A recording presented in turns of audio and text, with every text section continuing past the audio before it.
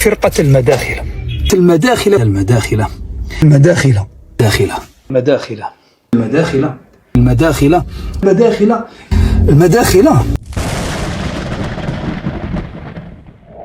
الحمد لله رب العالمين، وصلى اللهم وبارك على نبينا محمد وعلى آله وصحبه أجمعين، أما بعد. فقبل زمن طويل وقفت على ما ينشره المدعو يوسف عبد السميع، وفي كل مرة أمني النفس بأن الرجل سيسكت وينهي حربه على السلفيين وهم المداخلة على حد تعبيره، لكن للأسف الذي وقع أن هذا الثرثار كثف من هجومه وأكثر من تحدياته ورسائله، وفي كل مرة يطالب السلفيين بالجواب عن هرائه، ومع ذلك لم يخطر على بالي ولم أفكر في الرد عليه، إلى أن جاء الوقت الذي تأكدت فيه بأن الرجل يريد تحقيق الشهرة، وربما جني الأرباح في وسائل التواصل لا سيما التيك توك، والجميع يعرف أن هذا التطبيق يدفع لرواده ولأصحاب القنوات ثمن ما ينشرونه.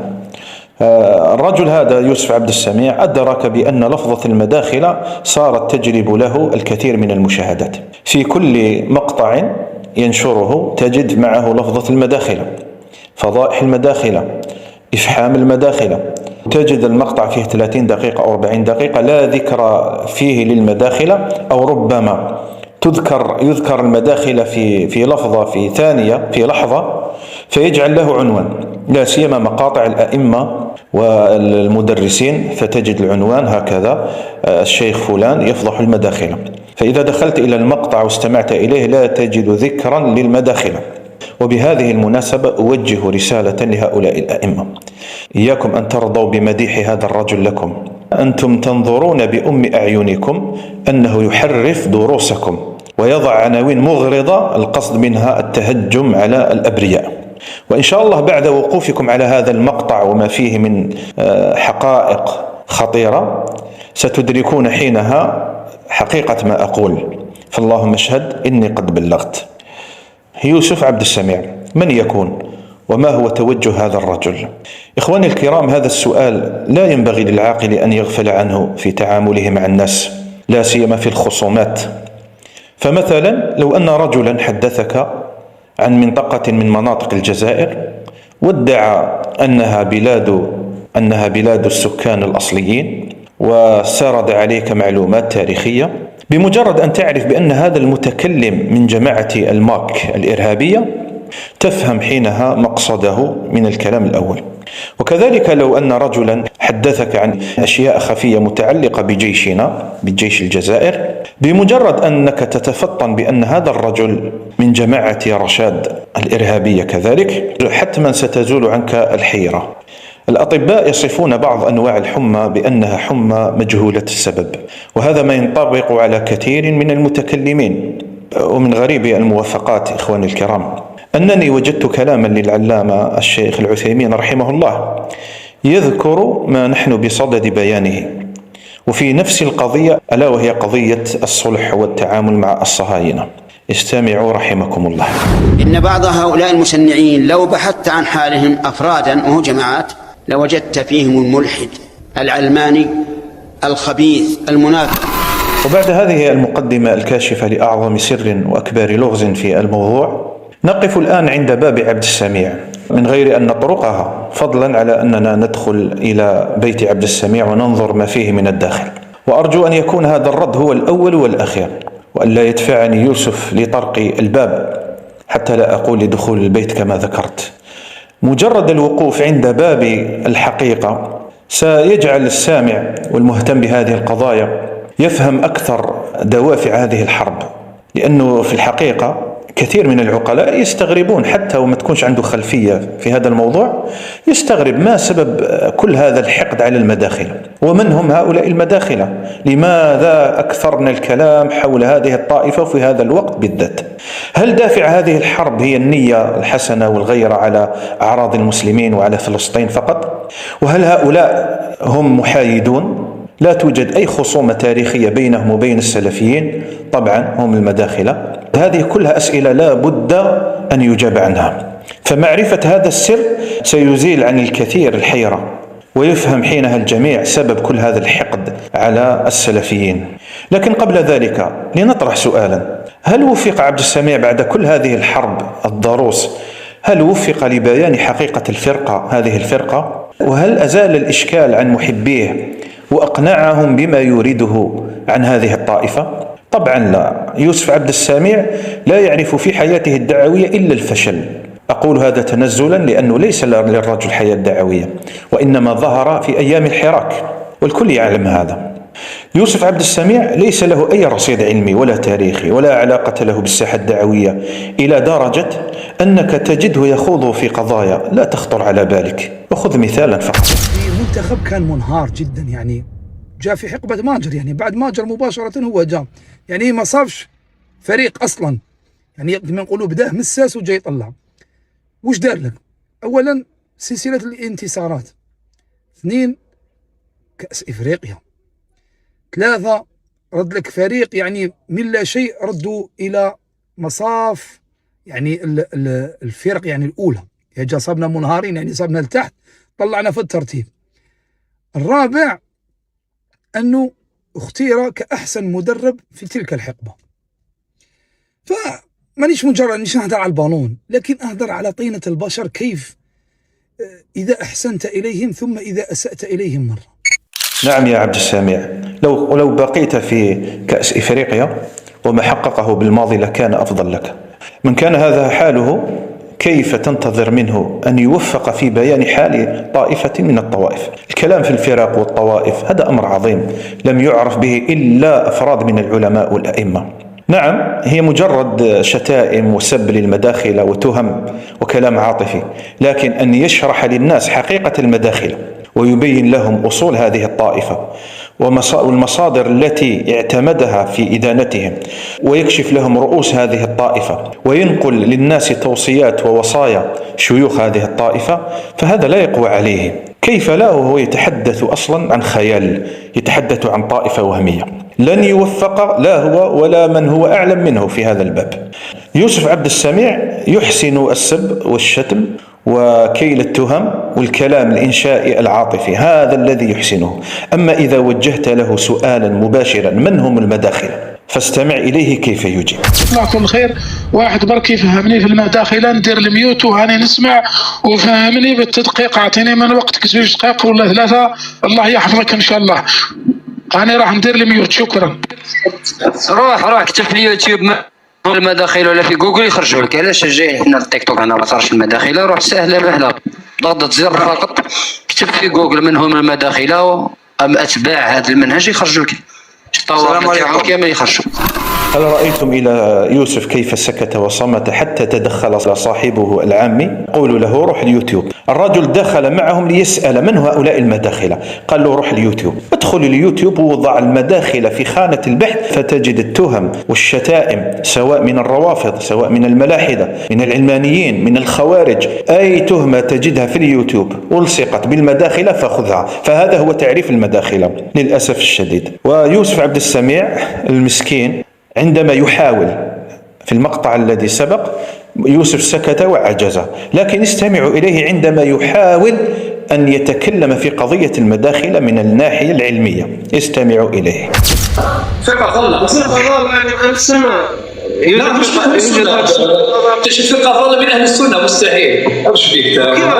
هي فرقة في النص ولا كيف يا سعد السبب؟ لا مش نص، هي فرقة ضالة. فرقة ضالة لا علاقة لها بعقيدة أهل السنة والجماعة. يعني عقيدة أهل السنة والجماعة عندها في الورق ورق، يعني حبر على ورق. أما في الورق هم من أهل السنة ولا من أهل البدع؟ هم من أهل السنة ولا من أهل البدع؟ لا من أهل الضلال، من أهل الضلال. هي فرقة ضالة مش أهل السنة أصلا. السنة بركة يعني من أهل البدع. الشكل بركة في السنة، يعني قميص ولحية فقط. يعني من أهل البدع. لا من أهل الضلال مش من أهل البدع، من أهل الضلال. أو سميه من أهل البدع، مش مشكلة، ما عنديش مشكلة. إيه يعني من أهل البدع ورؤوسها من أهل السنة ولا كيف؟ لا ما أنا ما قلت رؤوسهم من أهل السنة، أنا ما قلت هذا الكلام. ربيع المدخلي أهل السنة ولا أهل الشيخ؟ لا يسب ويخطئ، لكن لا أخذ عنه يعني ما. يا شيخ هل استمعت أخي السامع؟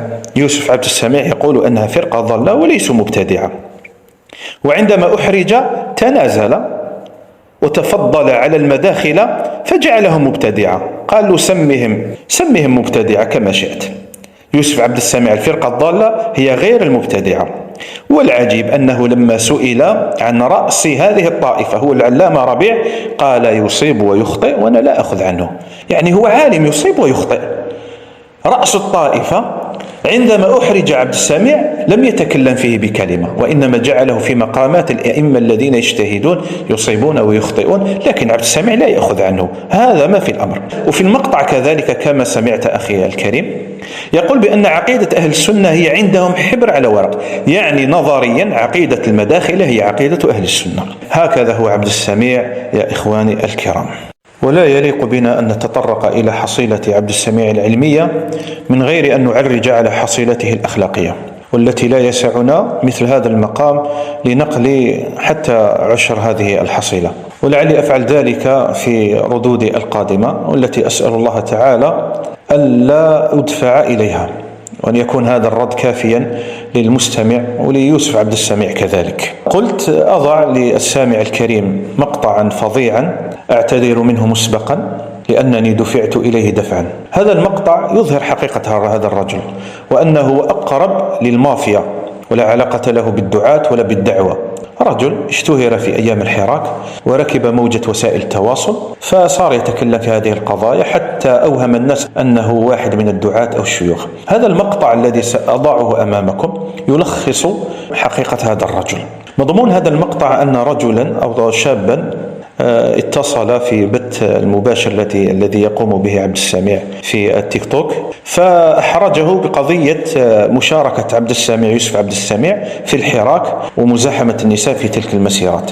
فعبد السميع أحرج وتلفظ بشيء شنيع، وكما نقول نحن يا إخواني الكرام جبد لأخته مباشرة. نعم جبد لأخته، هذا الداعية، هذا المتخلق، هذا الإمام. لكن هذا المقطع يظهر لكم كل شيء. تفضلوا. عبد السميع، تعرف شيخ ربيع بن هادي المدخلي؟ نسمع به وتقطع فيه. فين قطع فيه؟ كيف تقطع فيه؟ قلت المداخلة، شتك درت فيديو تقطع في المداخلة، وانت نهار كامل تتجارى في الحراك مع النساء. وتنصر كانت تخرج معاهم الاخرى. وشنو هما؟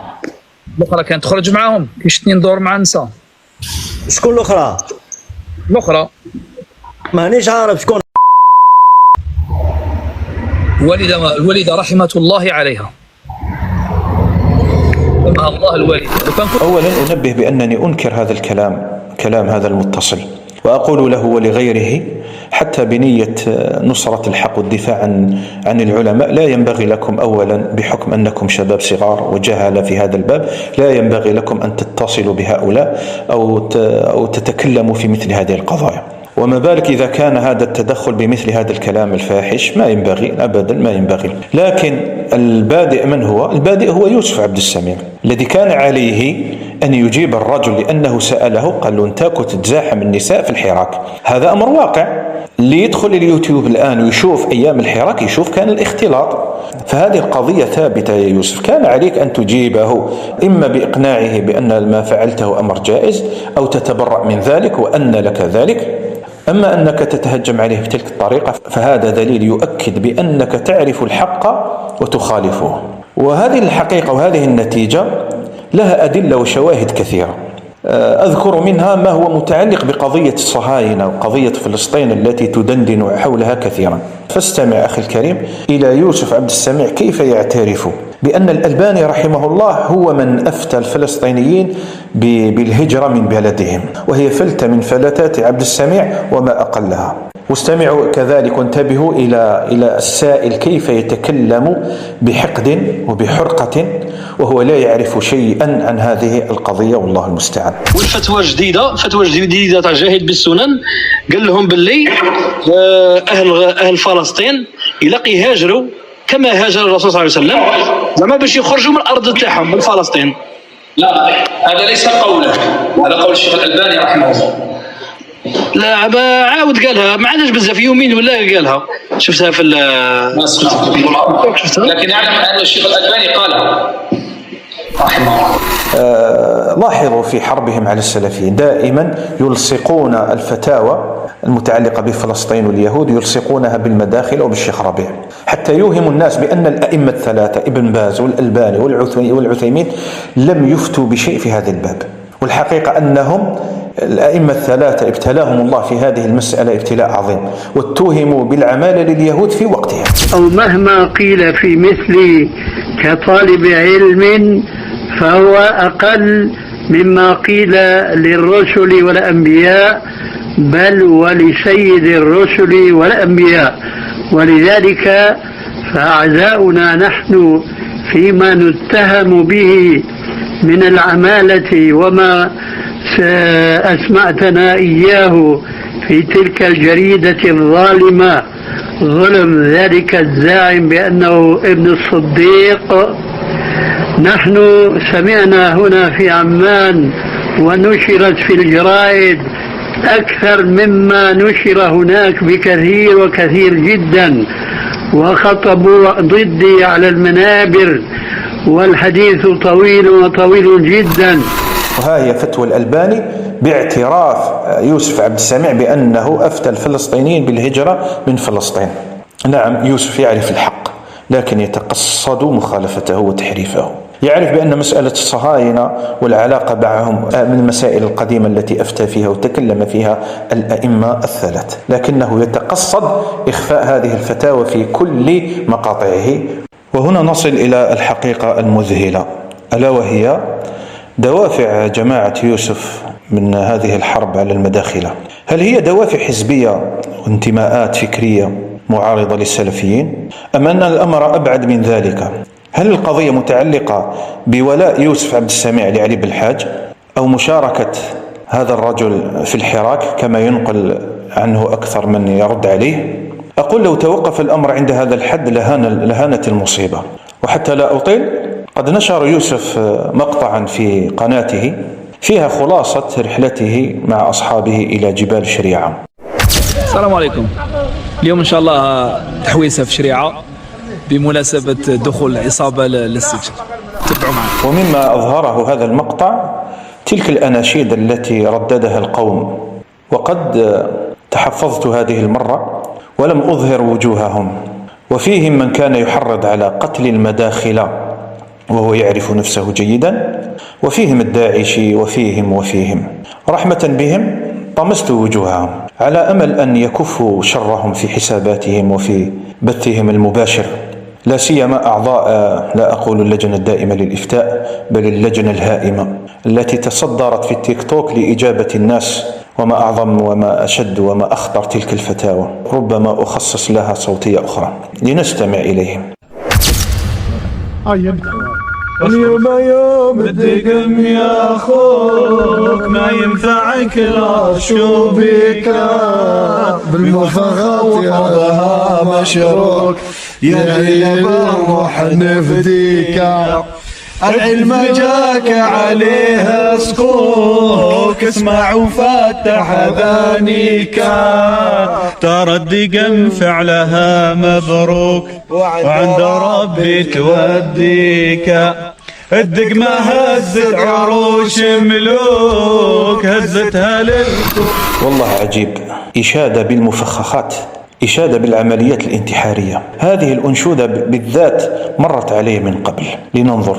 يوم الدقم يا أخوك، ما ينفعك لا شوفيك، بنفخخة حظها مشروك، يا ذهب الروح نفديك، والعلم جاكم عليه سكوك، اسمع وفتح اذانيك، ترى الدقم فعلها مبروك، وعند ربي توديك، وعند ربي توديك. الدقمة هزت عروش ملوك، هزتها للكفر أمريكا، خشم الكفر بالثرى مفروك، والله من هدي بتفريك، الانبر تشهد معك ركوك، واخبار ابو غريب نهديك، كان السجن مثل غزة الشوك، يوم شكله يداويك. الحورة تبغى مهر يا أخوك والموت يا أخوي يناديك. الله أكبر. هكذا يشاد بالمفخخات في جبال شريعة. وهنا سؤال: هل أنشدوا هذه الأناشيد الداعشية جهلا وخطأ؟ خلينا نشوف كيف كانت سهراتهم في تلك الليلة. ويا هيه ويلي راكب المسروجة، بالله وين من المنازل ناوي، بالله لانك رايح الفلوجة وسلم على مصعب الزرقاوي. ايه يا يوسف ويا مفتي التيك توك، هذا هو زعيمكم، إنه الزرقاوي الإرهابي الذي أعلن بيعته للقاعدة سنة 2004. إنها القاعدة يا يوسف التي أزهقت أرواح الجزائريين. 10 من أبريل نيسان الماضي اهتز قلب العاصمة الجزائرية بتفجيرات متزامنة أسفرت عن مئات المصابين وأكثر من 30 قتيلا. كانت الأهداف هي القصر الحكومي في وسط العاصمة ومركز الجنات، غير أن ما يسمى بتنظيم القاعدة في بلاد المغرب الإسلامي سرعان ما تبنى مسؤولية التفجيرات وتوعد بمزيد. مصيرية بين الكفر والإيمان، فمن فاتته هذه الحرب فاتته فرصة العمر وحرم الأجر وباء بالوزر. التسجيل المصور الذي بثه تنظيم القاعدة في بلاد المغرب الإسلامي أظهر صور من قاموا بتنفيذ التفجيرات الثلاثة والوصايا التي أدلوا بها قبيل تحركهم إلى المواقع المستهدفة. يا أمتي الحبيبة، فيا أمتي الحبيبة، إني أوصيك أن تعودي إلى دينك وتحكيم شرع ربك وموالاة أوليائه. إلى الأسود المراقبين على ثغور الإسلام، أقول لكم صبرا إخوتي على هذا الطريق، فإن العاقبة لكم لا محال، وما هي إلا أيام ولحظات. تبنى تنظيم عمليتين قبل شهر من تفجيرات العاصمة الجزائر استهدفتا عين الدفلة وتيزو أوزو في شرق البلاد وغربها. قد يقول قائل: لعلها مجرد عواطف وحماس، فأجيبه: استمع إلى ملتقياتهم في حساب يوسف على التيك توك، بل استمع إلى شيء من تلك اللقاءات. في طاعة الله ورسوله، ونحن نرى بأن من يحكم اليوم لا يصلح أن يطاع لأنه لا يطيع الله ورسوله. أنا نقول هذا من الناس لا يوجد أصلا ولي أمر لكي نطيعه. من الناس من يخالفون وقال شيء آخر، لكن هذا العيب ليس في النص، العيب ليس في النص. إن شاء الله تكون. والله يا إخوتي الموضوع مش يعني على في صحة الأحاديث، يعني الموضوع كنا. اصبر يا أخونا ناصر، نكملوا مع أخونا يوسف ومن بعد تفضل. إن شاء الله أخونا يوسف وضحت الفكرة. وأصلا هذه الأماكن لا يصلح أن يقال فيها كل شيء. بارك الله فيك. هل استمعتم يا إخواني؟ لا يوجد ولي أمر، ثم ينتبهون إلى خطورة هذه القضية فيتواصون فيما بينهم بضرورة التكتم وعدم نشر مثل هذه الأمور أمام الناس حتى لا يفضحوا. ختاما، اتضح الآن أن السبب المباشر في تحامل القوم على السلفيين هو هذا التوجه الخطير وتبنيهم لفكر التكفير والولاء الواضح الجلي لقيادات الإرهاب، والله المستعان. وإذا لم يعادي هذا الصنف من الناس العلامة ربيع المدخلي، وإذا لم يعادي هؤلاء السلفيين، من يعاديهم بالله عليكم؟ إذا لم يطعن هؤلاء في رؤوس أهل السنة، من ذا الذي سيطعن فيهم؟ الآن تبين بأن فضح السلفيين للتكفيريين وجهود هؤلاء الرجال الفحول في فضح الدواعش والقاعدة منذ القديم هو السبب المباشر في هذه الحرب القذرة. فاليوم خرج هؤلاء لينتقموا لشيوخهم، لكنهم جبناء لم يصرحوا بحقيقة موجهة، وما أحقر هؤلاء حتى في ميزانهم وحتى مع جماعتهم. فشيوخ هؤلاء طعنوا في كل الأئمة وبينوا أن سبب الطعن هو ولاء المداخل للطاغوت وعداوة السلفيين لدولة البغدادي والقاعدة.